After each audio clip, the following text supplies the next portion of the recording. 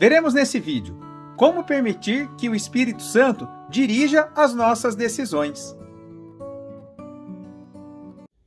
Você já leu a Bíblia hoje? Que tal ler agora? Sim, vamos juntos! poucosminutos.com.br. Como ser cheio do Espírito Santo? Gálatas capítulo 4, do versículo 4 ao versículo 7. Como permitir que o Espírito Santo controle as nossas decisões? O que é ser controlado por ele? Ser cheio, ter plenitude quando somos controlados pelo Espírito Santo. É isso que nós precisamos. Assim nós vivemos o nosso melhor. Quando falamos em ser cheio do Espírito Santo de Deus, o mais importante, o ponto principal para que alguém viva a plenitude do Espírito Santo em sua vida é a obediência. Não fazemos mais a nossa vontade, mas a vontade de Deus, que é boa, perfeita e agradável. Isso acontece quando obedecemos a Deus independente das circunstâncias. Aliás, no dicionário diz que obedecer é exatamente isso. Obedecer é fazer a vontade de alguém. Não a nossa própria vontade, mas a vontade de alguém. Nesse caso, esse alguém é o próprio Deus, que nos orienta através do Teu Santo Espírito quando mantemos um relacionamento diário com Ele. Se não tiver relacionamento, não tem como Ele falar conosco. Não estou falando em não ter vontade de pecar ou de desobedecer a Deus. Essa vontade até vai existir, mas precisamos tomar a decisão de obedecer independente da situação. O maior exemplo dessa obediência que conheço é Cristo. Sim, o próprio Cristo, quando ele estava prestes a ir para a cruz. Vamos ler Mateus 26:39. Ele foi um pouco mais adiante, ajoelhou-se, encostou o rosto no chão e orou. Assim era Jesus orando. Meu Pai, se possível, afasta de mim esse cálice de sofrimento, porém que não seja feito o que eu quero, mas o que tu queres.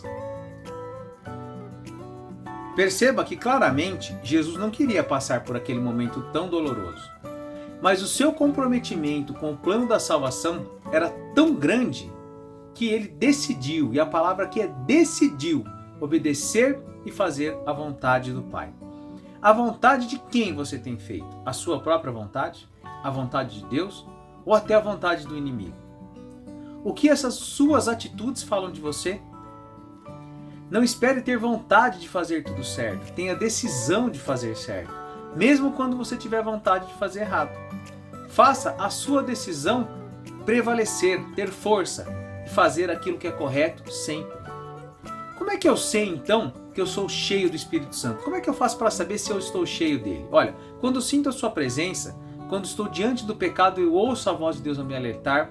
Quando muitas vezes estou diante de situações as quais é impossível para mim encontrar a saída ali correta e tomar a decisão correta, Deus me dirige na decisão correta, mesmo sem que eu tenha conhecimento intelectual para escolher a melhor opção.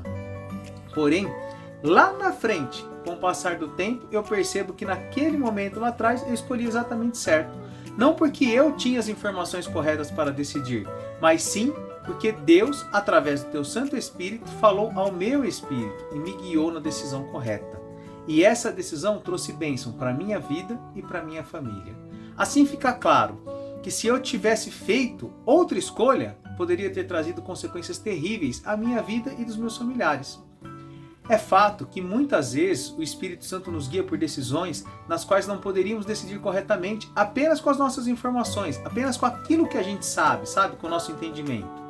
Mas Deus, sabendo todas as coisas do passado, do presente e do futuro, atua nos livrando maravilhosamente.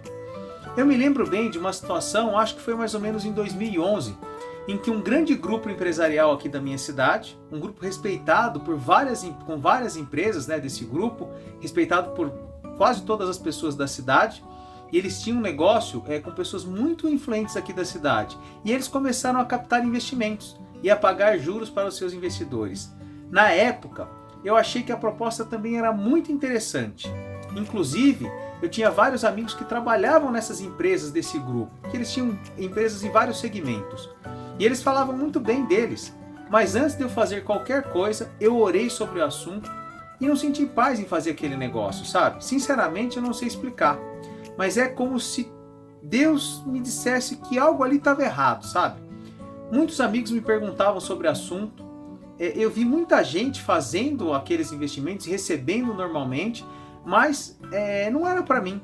Mesmo aquela empresa aplicando dinheiro em várias empresas físicas aqui na cidade, como em imóveis, móveis, automóveis, construtoras, eu não sentia a direção de Deus para fazer aquilo.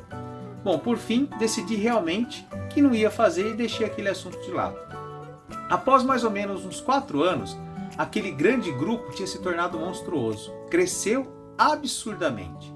Porém, um dia eu vi o noticiário nos canais de TV e nos jornais regionais dizendo que o grupo tinha decretado falência e que os investidores não receberiam seus valores. Foi um caos em toda a cidade. Muita gente desesperada, não entendia aquilo que tinha acontecido com eles. Mas naquele momento eu entendi como o Espírito Santo de Deus me livrou daquela situação, mesmo que eu não tenha entendido na época, eu simplesmente obedeci o que o Espírito ministrou ao meu coração e fiquei em paz. Se eu tivesse feito, teria perdido muito dinheiro e tido vários problemas, como muita gente na cidade vendeu casa, carro, colocaram tudo que conquistaram uma vida toda em uma empresa falida. O mais marcante dessa história é que algum tempo depois de toda essa confusão, tudo aquilo que tinha acontecido na cidade, eu encontrei um amigo que eu não via há vários anos. E ele me contou que também foi indicado para fazer um investimento naquela empresa na mesma época que eu. E ele foi pedir orientação para uma pastora de outra cidade, que teve uma visão e disse que via muita gente desesperada e em pânico com aquela empresa, com aquele negócio. E ela nem conhecia a empresa e não era da nossa cidade. E que ele não deveria fazer. Sendo assim, ele acabou desistindo de fazer. Disse ainda que ele ficou muito triste na época. Ele falou, puxa, cara, eu estava doido para fazer aquilo que ia ser bom para mim e tudo mais. E ele inclusive conhecia pessoas que trabalhavam lá também, porém ele decidiu obedecer à direção do Espírito Santo e não fez. Hoje em dia, ele entendia o grande livramento que Deus deu para a sua vida. Entenda como o Espírito Santo orientou pessoas diferentes sobre a mesma situação, trazendo um livramento maravilhoso. Mas por favor, me entenda, eu não estou dizendo para você que a cada situação da sua vida você precisa correr atrás de um líder religioso, perguntando o que você deve fazer, como se fosse uma consulta espiritual ou algo do tipo, algum tipo de ritual. Não é isso que eu estou falando, mas é essencial que você se relacione com Deus através do Espírito Santo e permita que Ele direcione suas decisões.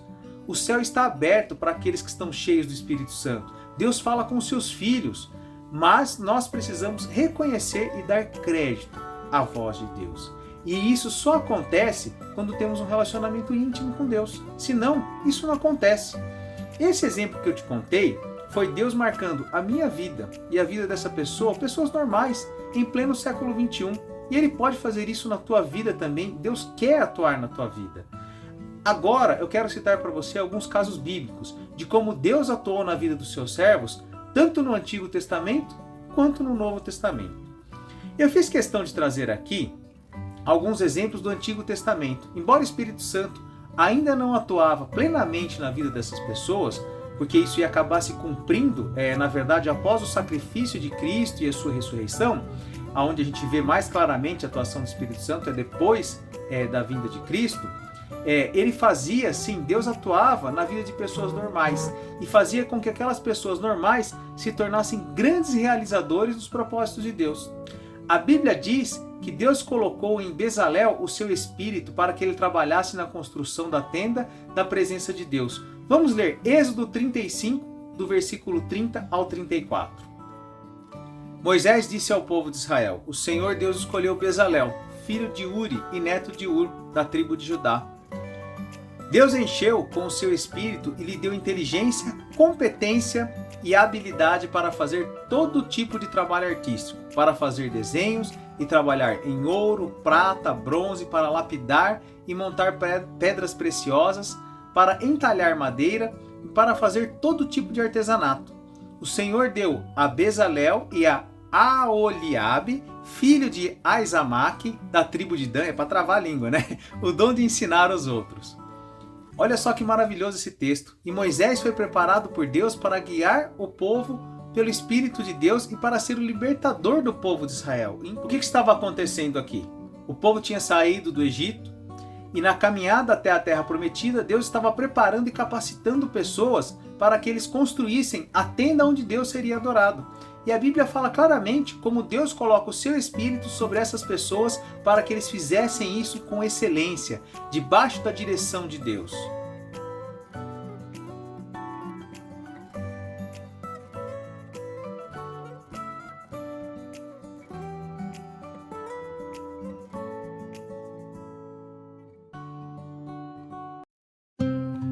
Conhece alguém que tem dificuldades em ler a Bíblia? Compartilhe.